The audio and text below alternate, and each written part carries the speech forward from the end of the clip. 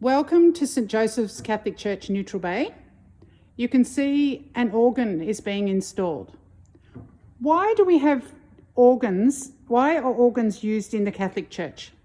Well, actually, the Church has a very long tradition of music, and the Vatican II documents say that the first instrument's the voice, and then the organ comes in second place.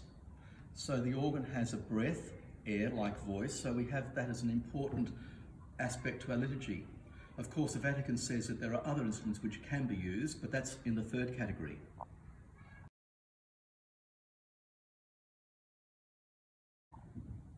I've heard that the organ is referred to as a sacramental. Can you explain that a little bit?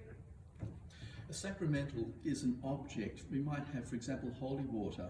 So when you bless yourself, you are blessing with an everyday object which has a greater spiritual significance. For example, it recalls our baptism. We have the organ here, which might be considered as the voice of God, and it represents the majesty of God, though it's not God, but it raises our minds to God.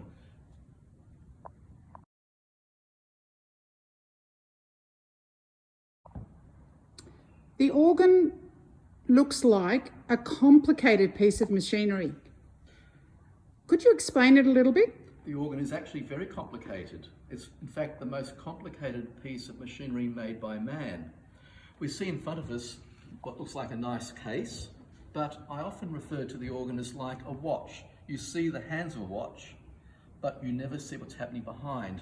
And behind here we have rows of pipes, we've got mechanical levers, so when I push a note, it actually pulls levers mechanically, and if you look below, the pedals are about to be installed. These are part of the mechanism. So I hit a pedal and these are brought into play. They have them also for the keyboard, or both keyboards here. We've got two. One is a louder one and the other one's a softer one.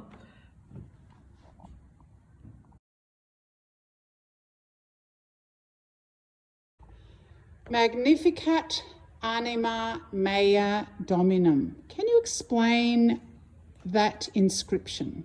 Those are the first four words of Our Lady's hymn when she saw Elizabeth, and they come from Luke chapter 1, verse 46. And its meaning is, "My soul magnifies the Lord." Interesting enough, Latin is still the language of the Church. We're of the Latin Rite, though it's not commonly heard much this day and age, but it's still fairly traditional. And we still have the Vespers where we have the Magnificat, which is sung. And the reason for an inscription on an organ? I suppose it's showing that it's got a special significance for the Church.